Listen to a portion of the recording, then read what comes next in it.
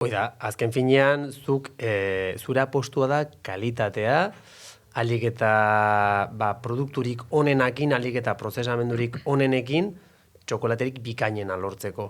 Hor ezin duz, aukera baldin bada hori egitea ezin duzu gero tonelaka saldu eta ezin duzu monetizazio handi bat sortu, ez?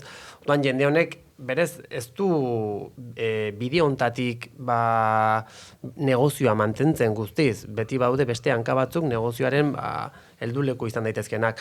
Kasu hontan, zuk esan duzun bezala, hori betetzen da, ez?